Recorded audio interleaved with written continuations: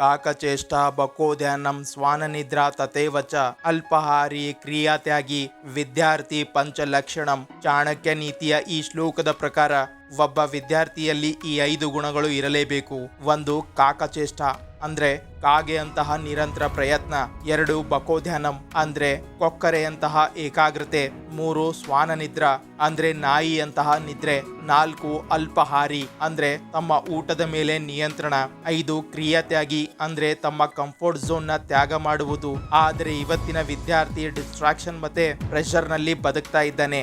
ಆತ ಹೇಗೆ ಈ ಎಲ್ಲಾ ಗುಣಗಳನ್ನು ತಮ್ಮ ರೂಟೀನ್, ಬಿಹೇವಿಯರ್ ಮತ್ತೆ ಸ್ಟಡೀಸ್ ನಲ್ಲಿ ಉಪಯೋಗಿಸಿ ಹೇಗೆ ಆತ ಇಂಪ್ರೂವ್ಮೆಂಟ್ ಮಾಡಬಹುದು ಅನ್ನೋದನ್ನ ಇವತ್ತಿನ ಈ ವಿಡಿಯೋದಲ್ಲಿ ತಿಳಿಯೋಣ. ಹಾಗಿದ್ರೆ ಬನ್ನಿ ಈ ಒಂದು ಪವರ್ಫುಲ್ ವಿಡಿಯೋ ಅನ್ನ ಪ್ರಾರಂಭ ಮಾಡೋಣ. ಮೊದಲ ರೂಲ್ ಇದೆ ಕಾಕ್ ಚೇಷ್ಟ, the spirit of unstoppable effort. ನೋಡಿ, ಕಾಕ್ ಅಂದ್ರೆ ಕಾಗೆ ಅಥವಾ ಕ್ರೌ, ಚೇಷ್ಟ ಅಂದ್ರೆ ನಿರಂತರ ಪ್ರಯತ್ನ ಅಥವಾ ಕಂಟಿನ್ಯೂ ಎಫರ್ಟ್. ನೋಡಿ, ನಾವೆಲ್ಲ ಚಿಕ್ಕವರು ಇದ್ದಾಗಿನಿಂದ ಈ ಒಂದು ಕಥೆಯನ್ನ ಕೇಳೇ ಇರ್ತೇವೆ. ಹೇಗೆ ಒಂದು ಕಾಗೆ ಸಣ್ಣ ಪುಟ್ಟ ಕಲ್ಲುಗಳನ್ನ ಬಿಂದಿಗೆ ಒಳಗೆ ಹಾಕಿ ನೀರು ಕುಡಿಯುತ್ತೆ ಅನ್ನೋದು. ನೋಡಿ, ಈ ಸಣ್ಣ ಕಥೆಯಿಂದ ನಮಗೆ ಪಾಠ ಸಿಗುತ್ತೆ. ಸಣ್ಣ ಮತ್ತೆ ಸತತವಾಗಿ ಮಾಡುವ ಪ್ರಯತ್ನದಿಂದಲೇ ನಮಗೆ ಯಶಸ್ಸು ಸಿಗುತ್ತೆ. ಆದ್ರೆ ನಮ್ಮೆಲ್ಲರಿಗೂ ಸಣ್ಣ ಮತ್ತೆ ಸತತವಾಗಿ ಕೆಲಸ ಮಾಡಲು ಮನಸ್ಸು ಒಪ್ಪೋದಿಲ್ಲ. ಮತ್ತೆ ಇದೇ ಪ್ರಶ್ನೆಯನ್ನ ಭಗವದ್ಗೀತಾದಲ್ಲಿ ಅರ್ಜುನ ಶ್ರೀಕೃಷ್ಣ ಪರಮಾತ್ಮರಿಗೆ ಕೇಳ್ತಾನೆ. ಚಂಚಲ ಹಿ ಮನಃ ಕೃಷ್ಣ ಪ್ರಮತಿ ಬಲ ವರದೃಢಂ ತಸ್ಯಾಹಂ ನಿಗ್ರಹಂ ಮನೈ ವಾರೇವ ಇವ ಸುದುಷ್ಕರಂ. ಮನಸ್ಸು ತುಂಬಾ ಚಂಚಲವಾಗಿದೆ, ಇದನ್ನ ಕಂಟ್ರೋಲ್ ಮಾಡುವುದು ಹೇಗೆ ಎಂದು ಅರ್ಜುನ ಶ್ರೀಕೃಷ್ಣ ಪರಮಾತ್ಮರ ಬಳಿ ಕೇಳ್ತಾನೆ. ಅದಕ್ಕೆ ಶ್ರೀಕೃಷ್ಣ ಪರಮಾತ್ಮರು ಹೇಳ್ತಾರೆ, ಸಂಶಯಂ ಮಹಾಬಾಹೋ ಮನೋದುರ್ನಿಗ್ರಹಂ ಚಲಂ ಅಭ್ಯಾಸೇನ ತು ಕೌಂತೆಯ ವೈರಾಗ್ಯೇಣ ಚ ಗ್ರಹತೆ. ಅಂದ್ರೆ ಶ್ರೀಕೃಷ್ಣ ಪರಮಾತ್ಮ ಹೇಳ್ತಾ ಇದ್ದಾರೆ, ಹೌದು, ನಮ್ಮ ಮನಸ್ಸು ತುಂಬಾ ಚಂಚಲವಾಗಿದೆ ಮತ್ತೆ ಇದನ್ನ ಕಂಟ್ರೋಲ್ ಮಾಡುವುದು ಕಷ್ಟವಾಗಿದೆ. ಆದರೆ ನಿರಂತರ ಅಭ್ಯಾಸ ಅಂದ್ರೆ ಪ್ರಾಕ್ಟೀಸ್ ಮತ್ತೆ ವೈರಾಗ್ಯ ಅಂದ್ರೆ ಡಿಟ್ಯಾಚ್ಮೆಂಟ್ ನಿಂದ ಪೂರ್ತಿಯಾಗಿ ಈ ಮನಸ್ಸನ್ನ ಗೆಲ್ಲಬಹುದು. ಅಂದ್ರೆ ಇಲ್ಲಿ ಶ್ರೀಕೃಷ್ಣ ಪರಮಾತ್ಮ ಕೂಡ ಹೇಳ್ತಾ ಇದ್ದಾರೆ, ರೆಗ್ಯುಲರ್ ಪ್ರಾಕ್ಟೀಸ್ ನಿಂದ ಪ್ರತಿಯೊಂದು ಕೆಲಸ ಸಾಧ್ಯವಾಗುತ್ತೆ ಅಂತಾರೆ. ನೋಡಿ, ಮನಸ್ಸನ್ನ ಡೈರೆಕ್ಟ್ಲಿ ಕಂಟ್ರೋಲ್ ಮಾಡಲು ಆಗೋದಿಲ್ಲ, ಆದರೆ ಅದನ್ನ ಕಂಡೀಷನ್ ನಲ್ಲಿ ಇಡಬಹುದು. ಇದನ್ನ ನೀವು ನಿರಂತರ ಪ್ರಯತ್ನದಿಂದ ಮಾಡಬಹುದು. ರೂಲ್ ನಂಬರ್ 2 ಬಕೋಧ್ಯಾನಂ, the power of unshakeable focus. ನೋಡಿ, ಬಕ್ ಅಂದ್ರೆ ಕೊಕ್ಕರೆ ಮತ್ತೆ ಧ್ಯಾನಂ ಅಂದ್ರೆ ಡೀಪ್ ಕಾನ್ಸಂಟ್ರೇಷನ್. ಅಂದ ಹಾಗೆ ನಾವೆಲ್ಲ ಕೊಕ್ಕರೆಯನ್ನ ಕೆರೆ, ಹಳ್ಳದ ದಡದಲ್ಲಿ ಒಂದೇ ಕಾಲಿನ ಮೇಲೆ ಗಂಟೆಗಟ್ಟಲೆ ನಿಂತಿರುವುದನ್ನ ನೋಡೇ ಇರ್ತೇವೆ. ಅದರ ಅಕ್ಕಪಕ್ಕ ಸಣ್ಣ ಪುಟ್ಟ ಮೀನು ಈಜ್ತಾ ಇರುತ್ತೆ, ನೀರು ಹರಿತಾ ಇರುತ್ತೆ, ಸದ್ದು ಬರ್ತಾ ಇರುತ್ತೆ. ಆದರೆ ಕೊಕ್ಕರೆ ಒಂದು ಬಾರಿ ಕೂಡ ಅಲುಗಾಡೋದಿಲ್ಲ. ಅದು ತನ್ನ ಪೂರ್ತಿ ಎನರ್ಜಿ, ದೃಷ್ಟಿ ಮತ್ತೆ ಏಕಾಗ್ರತೆ ಒಂದೇ ಲಕ್ಷ್ಯದ ಮೇಲೆ ಇಟ್ಟಿರುತ್ತೆ, ಅದುವೇ ದೊಡ್ಡ ಮೀನಿನ ಮೇಲೆ. ಅದೇ ಕೊಕ್ಕರೆಯ ರಿಯಲ್ ಟಾರ್ಗೆಟ್ ಆಗಿರುತ್ತೆ. ಅಂದ್ರೆ ಈ ಸಣ್ಣ ಪುಟ್ಟ ಡಿಸ್ಟ್ರಾಕ್ಷನ್ ನಮ್ಮ ಎನರ್ಜಿಯನ್ನ ವೇಸ್ಟ್ ಮಾಡುತ್ತೆ, ಅದರಿಂದ ನಾವು ದೂರ ಇರಬೇಕು. ಅದಕ್ಕೆ ತಮ್ಮ ಚಿತ್ತ ಅಥವಾ ಏಕಾಗ್ರತೆಯನ್ನ ಒಂದೇ ಬಿಂದುವಿನ ಮೇಲೆ ಸ್ಥಿರವಾಗಿಡಿ. ಮತ್ತೆ ಇದೇ ಶಕ್ತಿಯನ್ನ ಧಾರಣ ಅಂತಾರೆ. ಇದು ಏಕಾಗ್ರ ಶಕ್ತಿಯ ಪೀಕ್ ಸ್ಟೇಜ್ ಆಗಿದೆ. ಆದ್ರೆ ಪ್ರಶ್ನೆ ಇರೋದು, ಡಿಸ್ಟ್ರಾಕ್ಷನ್ ನಿಂದ ತುಂಬಿರುವ ಈ ಜಗತ್ತಿನಲ್ಲಿ ಇದನ್ನೆಲ್ಲ ಮಾಡುವುದು ಹೇಗೆ? ಅದಕ್ಕಾಗಿ ನಾವು ಈ 2 ಕೆಲಸ ಮಾಡಬೇಕು.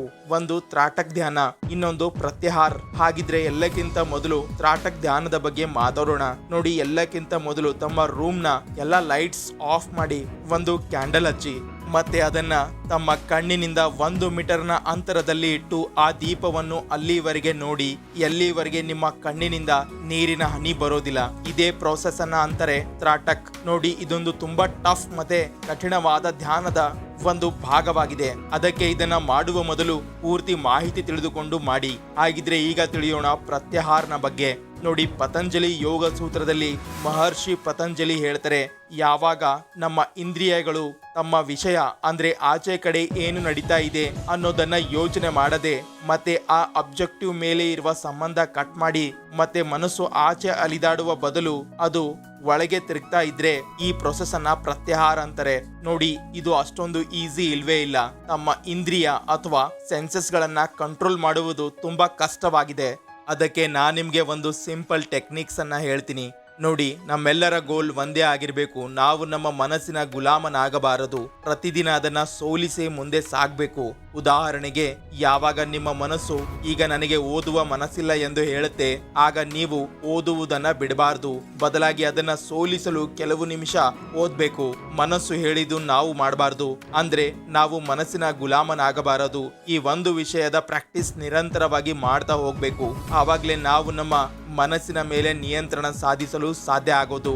ರೂಲ್ ನಂಬರ್ 3, ಶ್ವಾನ ನಿದ್ರೆ, the science of rest and alertness. ನೋಡಿ, ಶ್ವಾನ ಅಂದ್ರೆ ನಾಯಿ, ನಿದ್ರಾ ಅಂದ್ರೆ ನಿದ್ರೆ. ವಿದ್ಯಾರ್ಥಿಗಳ ನಿದ್ರೆ ನಾಯಿಯ ನಿದ್ರೆಯ ಹಾಗೆ ಇರಬೇಕು.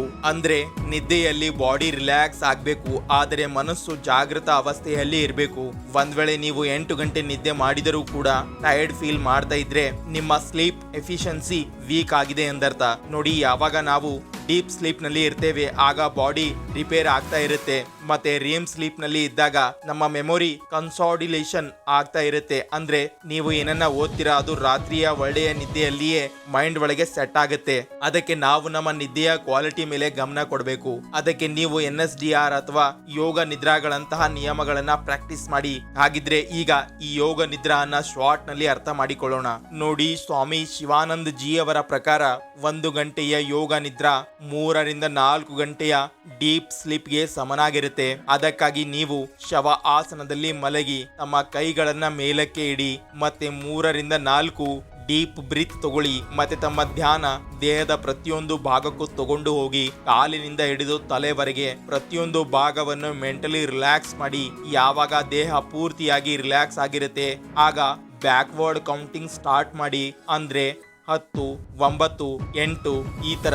ನೋಡಿ, ಕೌಂಟಿಂಗ್ ಮಾಡುವಾಗ ಮಧ್ಯದಲ್ಲಿ ಯೋಚನೆಗಳು ಬಂದ್ರೆ ಕೇವಲ ಅದನ್ನ ಇಗ್ನೋರ್ ಮಾಡಿ ಮತ್ತೆ ಕೌಂಟಿಂಗ್ ಮಾಡಲು ಪ್ರಾರಂಭ ಮಾಡಿ. ನಿಧಾನವಾಗಿ ನಿಮ್ಮ ದೇಹ ಡೀಪ್ ರಿಲ್ಯಾಕ್ಸೇಷನ್ ಮೋಡ್ ನಲ್ಲಿ ಹೋಗಲು ಪ್ರಾರಂಭ ಮಾಡುತ್ತೆ. ನಂತರ NSDR ಅಂದ್ರೆ ನಾನ್ ಸ್ಲೀಪ್ ಡೀಪ್ ರೆಸ್ಟ್ ಅನ್ನ ಉಪಯೋಗ ಮಾಡಿ. ಈ ಟರ್ಮ್ ಸ್ಟ್ಯಾನ್ಫರ್ಡ್ ಯೂನಿವರ್ಸಿಟಿಯ neuroscientist doctor Andrew Huberman ಅವರು ಇದನ್ನ ಪಾಪ್ಯುಲರ್ ಅನ್ನಾಗಿ ಮಾಡಿದರು. ಇದನ್ನ ನೀವು ಬೇಕಿದ್ರೆ ಯೂಟ್ಯೂಬ್ ನಲ್ಲಿ ಡಾಕ್ಟರ್ ಆಂಡ್ರ್ಯೂ ಹೂಬಮನ್ ಎಂದು ಸರ್ಚ್ ಮಾಡಿ ಮಾಹಿತಿ ಪಡೆಯಬಹುದು. Rule number 4, ಅಲ್ಪಾಹಾರಿ. ನೋಡಿ, ಅಲ್ಪ ಅಂದ್ರೆ ಸ್ವಲ್ಪ ಅಥವಾ ಕಡಿಮೆ, ಮತ್ತೆ ಹಾರಿ ಅಂದ್ರೆ ಆಹಾರ ಅಥವಾ ಊಟ. ಅಲ್ಪಾಹಾರಿ ಅಂದ್ರೆ ಕಡಿಮೆ ಆಹಾರ ಸೇವನೆ ಮಾಡುವುದು, ಆದ್ರೆ ಇದರ ಅರ್ಥ ಕಡಿಮೆ ಆಹಾರ ಸೇವನೆ ಮಾಡೋದಲ್ಲ, ಬದಲಾಗಿ ಮಿತವಾಗಿ ಮತ್ತೆ ಸರಿಯಾದ ಸಮಯದಲ್ಲಿ ಆಹಾರ ಸೇವನೆ ಮಾಡುವುದು ಆಗಿದೆ. ಛಂದೋಯಿ ಉಪನಿಷತ್ನ ಒಂದು ಶ್ಲೋಕ ಹೇಳುತ್ತೆ, ಆಹಾರ ಶುದ್ಧೋ ಸತ್ವ ಶುದ್ಧಿ, ಸತ್ವ ಶುದ್ಧೋ ಧ್ರುವ ಸ್ಮೃತಿ. ಅಂದ್ರೆ ಹೇಗೆ ನಿಮ್ಮ ಆಹಾರ ಇರುತ್ತೆ ಹಾಗೆ ನಿಮ್ಮ ಮನಸ್ಸು ನಿರ್ಮಾಣ ಆಗುತ್ತೆ, ಮತ್ತೆ ಹೇಗೆ ನಿಮ್ಮ ಮನಸ್ಸು ಇರುತ್ತೆ ಹಾಗೆ ನಿಮ್ಮ ಮೆಮೊರಿ, ಕ್ಲಾರಿಟಿ ಮತ್ತೆ ಡಿಸಿಷನ್ ಮೇಕಿಂಗ್ ತುಂಬಾ ಸ್ಟ್ರಾಂಗ್ ಆಗುತ್ತೆ. ನೋಡಿ, ನಮ್ಮ ಆಹಾರದಲ್ಲಿ 3 ಗುಣಗಳು ಇರುತ್ತೆ. 1 ಸಾತ್ವಿಕ್, 2 ರಾಜಸ್ವಿಕ್, 3 ತಾಮ್ಸ್ವಿಕ್. ಯಾವ ಅಂಶ ಆಹಾರದಲ್ಲಿ ಡಾಮಿನೇಟಿಂಗ್ ಆಗಿರುತ್ತೆ ಅದೇ ಗುಣ ಮೈಂಡ್ ಒಳಗೆ ಟ್ರಾನ್ಸ್ಫರ್ ಆಗುತ್ತೆ. ಅದನ್ನ ಒಂದೊಂದಾಗಿ ತಿಳಿಯೋಣ. ನೋಡಿ, ಸಾತ್ವಿಕ್ ಆಹಾರವು ತಾಜಾ, ಪೌಷ್ಟಿಕ ಮತ್ತು ಜೀರ್ಣಿಸಿಕೊಳ್ಳಲು ಸುಲಭವಾದ ಸಸ್ಯಾಹಾರವಾಗಿರುತ್ತೆ. ಇದು ಮನಸ್ಸು ಮತ್ತೆ ದೇಹವನ್ನು ಶಾಂತವಾಗಿರಿಸುತ್ತೆ. ಮುಖ್ಯ ಉದಾಹರಣೆಗಳೆಂದ್ರೆ ಹಣ್ಣುಗಳು ಮತ್ತು ತಾಜಾ ತರಕಾರಿಗಳು.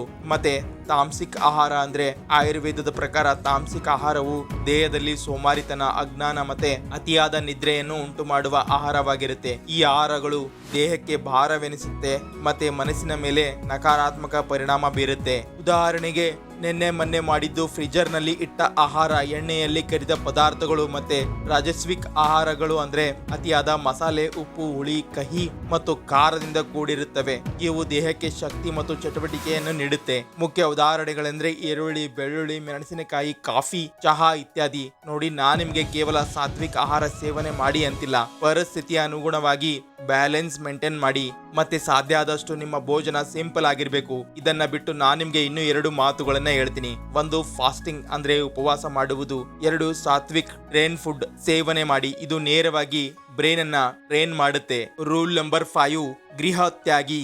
ನೋಡಿ, ಗೃಹ ಅಂದ್ರೆ ಮನೆ ಮತ್ತೆ ತ್ಯಾಗಿ ಅಂದ್ರೆ ಬಿಡುವುದು. ಇದರ ಅರ್ಥ ನೀವು ಮನೆ ಬಿಡಬೇಕು ಅಂತಲ್ಲ ಅಥವಾ ಮನೆ ಬಿಟ್ಟು ಹಾಸ್ಟೆಲ್ ಸೇರ್ಬೇಕು ಅಂತಿಲ್ಲ.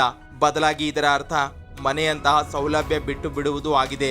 ಏಕೆಂದ್ರೆ ಯಾವಾಗ ವಿದ್ಯಾರ್ಥಿ ಕಂಫರ್ಟ್ ಅನ್ನ ಬಿಟ್ಟು ಬಿಡ್ತಾನೆ ಆಗ ಅವನ ಗ್ರೋತ್ ಪ್ರಾರಂಭ ಆಗುತ್ತೆ. ಯಾರು ಸುಖ ಬಿಡ್ತಾನೆ ಆತ ವಿದ್ಯೆಯನ್ನ ಬಿಡಬೇಕಾಗತ್ತೆ. ಮತ್ತೆ ಯಾರಿಗೆ ವಿದ್ಯೆ ಬೇಕು ಆತ ಸುಖವನ್ನು ತ್ಯಾಗ ಮಾಡ್ತಾನೆ.